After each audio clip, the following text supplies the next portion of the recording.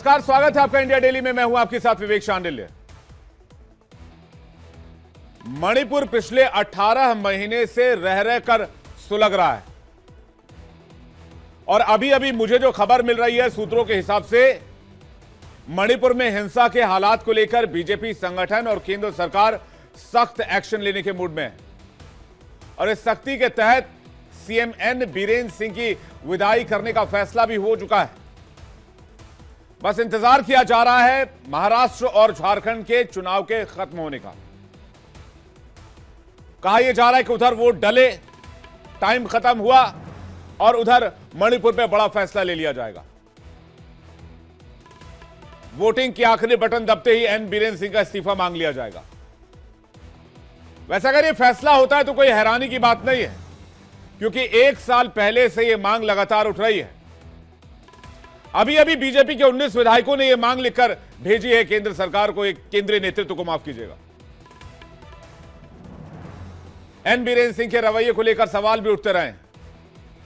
वही हिंसा को लेकर भले ही विपक्ष पीएम पर सवाल उठाता हो, लेकिन केंद्र सरकार पूर्वोत्तर के इस राज्य में लगातार हो रही हिंसा पर एक्शन भी ले रही है। फिर चाहे वो एफएसपा लगाना हो, हिंसा की जांच एनआईए से करवानी हो या फिर सुरक्षा बलों की तैनाती बढ़ाने का फैसला हो। अब जब एक बार फिर से हिंसा भड़की है तो ऐसे में सवाल यह खड़ा हो रहा है, क्या मणिपुर में हिंसा पर काबू पाने के सभी प्रयास नाकाम हो चुके हैं? क्या राज्य सरकार फेल हो चुकी है? और क्या मणिपुर मामले पर विशुद्ध सियासत हो रही है? और यही यहां की शांति बहाली में सबसे बड़ी रोड़ा भी है। कई और सवाल हैं जिस पर निगाह डालना बहुत जरूरी है, इस पर डिबेट करना बहुत जरूरी है। मंशा सियासी हो तो समाधान निकालना मुश्किल हो जाता है, लेकिन अगर सारे दल एक साथ आ जाएं और इस पर बातचीत हो तो क्यों मणिपुर शांत नहीं हो सकता है? आज इसी सवाल पर करेंगे मेहमानों के साथ डिबेट, लेकिन शुरुआत में एक रिपोर्ट देखते हैं।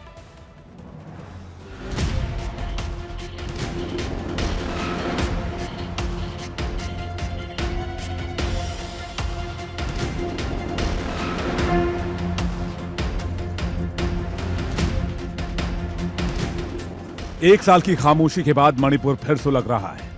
हिंसा की आंच में झुलस रहा है। जिरीबाम जिले में मैतेई समुदाय की 6 लोगों की हत्या कर दी गई।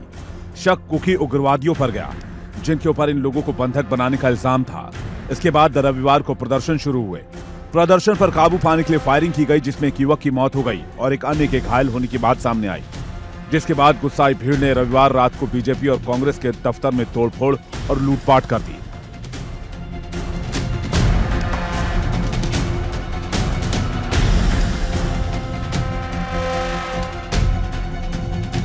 सुरक्षा बलों ने हिंसाग्रस्त इलाकों में मोर्चेबंदी करते हुए 107 नाके और चेकपोस्ट स्थापित किए हैं, जिसमें पहाड़ी और घाटी के इलाके दोनों शामिल हैं। मणिपुर के हालात को देखते हुए गृह मंत्री अमित शाह अपनी महाराष्ट्र की रैलियां छोड़कर दिल्ली पहुंच गए हैं। यहां उन्होंने वरिष्ठ अधिकारियों के साथ बैठक की है और पूर्वोत्तर के इस राज्य में शांति बहाली के लिए हर जरूरी कदम उठाने के निर्देश दिए हैं।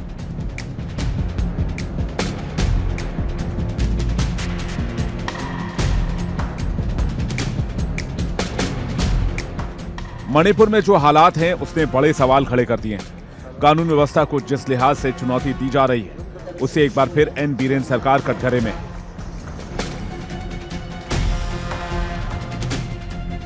एनपीपी के समर्थन वापसी से सरकार को भले ही कोई संकट ना हो, लेकिन कहीं ना कहीं यह बताता है कि वो अपने सहयोगियों का विश्वास इस मसले पर खो रही है। लोकसभा में नेता प्रतिपक्ष राहुल गांधी ने भी इस मसले पर ट्वीट किया है। हालांकि वो केंद्र सरकार और प्रधानमंत्री को घेर रहे हैं, जबकि सच यह है कि उनके 3 बार के दौरे और प्रभावितों से मुलाकात का असर भी होता नहीं दिख रहा है। देखिए, मणिपुर में जो हो रहा है पूरे देश को मालूम है। 1.5 साल हो गए, 1.5 साल हो गए मणिपुर हिंदुस्तान का स्टेट है, मगर प्रधानमंत्री आज तक मणिपुर नहीं गए हैं। और मणिपुर में मैं गया हूं, मैंने अपनी आंखों से जो हो रहा है देखा है। हमारी पूरी सपोर्ट है। हमने सरकार को कहा है कि जल्दी से जल्दी हिंसा को बंद कीजिए, मगर नहीं हो रहा है। हिंसा के बीच राज्य सरकार ने केंद्र सरकार से सशस्त्र बल विशेषाधिकार अधिनियम लेने को कहा है।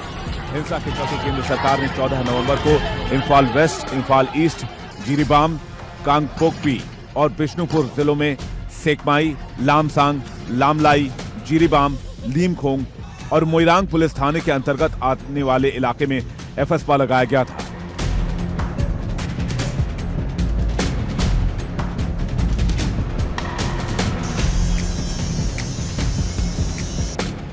हिंसा की आंच में मुख्यमंत्री एन बीरेन्द्र सिंह, उनके दामाद और कई विधायकों के घर भीड़ ने फूंक दिए हैं। आरएसएस भी इसे लेकर चिंता जता रहा है और उसने सरकार से इसे जल्द से जल्द सॉल्व करने को कहा है।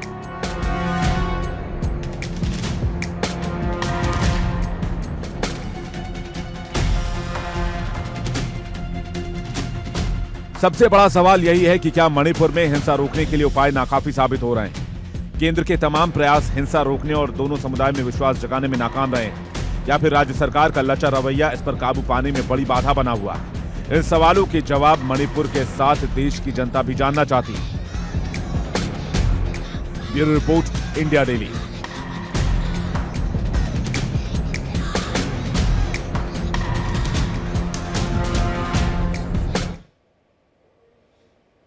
और आज के डिबेट में मैं आपको अपना सवाल बताता हूं। मैं पहला सवाल यह पूछने जा रहा हूं, मणिपुर में सब नाकाम, हिंसा इसलिए सरेआम है, समुदायों का विवाद, सियासी अहम साथ साथ और कानून व्यवस्था फेल। क्या सोचा समझा जातीय खेल खेला जा रहा है? क्या सोची समझी साजिश रची जा रही है? बातचीत करने के लिए मेहमानों का एक बड़ा पैनल हमारे साथ जुड़ रहा है। प्रोफेसर कपिल कुमार, राजनीतिक विश्लेषक, हमारे साथ जुड़ रहे हैं। कर्नल रिटायर्ड शैलेंद्र सिंह हमारे साथ जुड़ रहे हैं, डिफेंस एक्सपर्ट। प्रोफेसर अखिल स्वामी हमारे साथ जुड़ रहे हैं, राजनीतिक विश्लेषक। सेलिन हॉकेप हमारे साथ जुड़ रहे हैं, प्रवक्ता कुकी नेशनल ऑर्गेनाइजेशन। और डॉक्टर श्रीराम राजेश जुड़ रहे हैं, convener Delhi Meitei coordination committee से। आप सभी का बहुत स्वागत है। सबसे पहले मैं डॉक्टर श्रीराम राजेश आपसे शुरुआत करना चाहता हूं। मणिपुर का मामला हम बस हिंसा हिंसा के तौर पर जान रहे हैं, ये जान रहे हैं कि दो समुदायों के बीच झड़प चल रही है। आपसे समझना चाहेंगे कि आखिर वहां हो क्या रहा है? आप भी अभी जो हिंसा चल रहा है ये आप लोगों ने भी न्यूज़पेपर में देखा होगा, मगर न्यूज़पेपर में इतना आया नहीं है। 6 लोगों को, 3-4 लड़कियों और इसके अंदर में 3 लड़कियों को बलात्कार करके उसको नदी में फेंका गया था। और वो 11 तारीख में, इस दिन 11 तारीख में, क्योंकि वो मिलिटेंट लोगों ने उन लोगों को पकड़ के ये बराक वैली से लेकर गया था और वो इसको मार के, जो बच्चे था, एक इन्फेंट था, वो 8 महीने का इन्फेंट था और एक 8 महीने का लेडीज था, उनको भी बलात्कार करने का वो है। तो बच्चे को भी इतना उसके पीछे में एक स्टोन ने मारा था। तो ऐसे इवन ही स्टोन, उसका 2 आंखों, 8 साल का बच्चे है, उसका आंखों निकल गया था। सो दे वर ब्रूटली किल, उसको मारा गया था। इसके वजह से मगर वो लोग एक सीआरपीएफ और पुलिस के अंदर पे एक रिलीफ कैंप से उन लोगों को लोगों ने, कुकी मिलिटेंट्स ने किडनैप करके उन लोगों को 6 दिन रहने के बाद उसको मार के उसको नदी में फेंका गया था। उसमें सब लोग ने अपील किया था कि उसको रिहाई करे और उसमें सरकार और भारत सरकार और मणिपुर सरकार वो देखते रहती है। इसके वजह से सब लोग बहुत एंग्री है और इसीलिए ये कांग्रेस या बीजेपी के एमएलए के ऊपर में मणिपुर की उस जगह पे, उसके घर पे हमला शुरू किया था, क्योंकि वो लोग, पब्लिक सोचता है कि वो लोग रहने का क्या मतलब है। दूसरा उसका एक प्रॉब्लम है, उसका एंगर, उसका जनता का एक फ्रस्ट्रेशन है।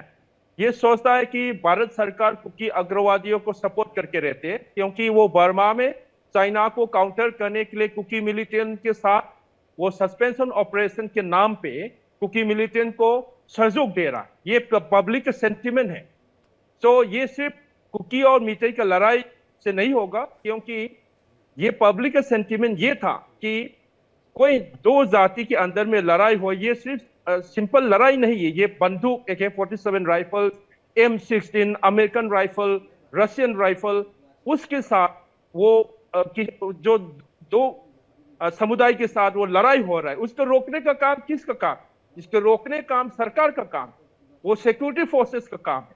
मगर सिक्योरिटी फोर्सेस ने जो आर्टिफिशियल बफर जोन बना के कुकी मिलिटेंट का जो बंकर्स है उसको प्रोटेक्ट किया गया। अभी 70,000 सिक्योरिटी फोर्सेस है, 30,000 मणिपुर के स्टेट फोर्सेस है।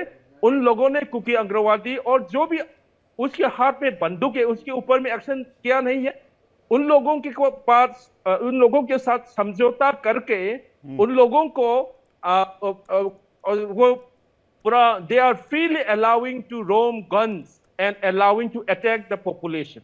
इसीलिए कहा था कि आप सरकार रहने का क्या मतलब? आप सरकार हो तो काम करो, आप पुलिस होकर तो काम करो, सिक्योरिटी होकर तो काम करो। ऐसे लड़ाई किसी भी भारत की कोई भी जगह पे अभी तक नहीं हुआ है। ये यूपी में होने देगा, ये गुजरात में होने देगा।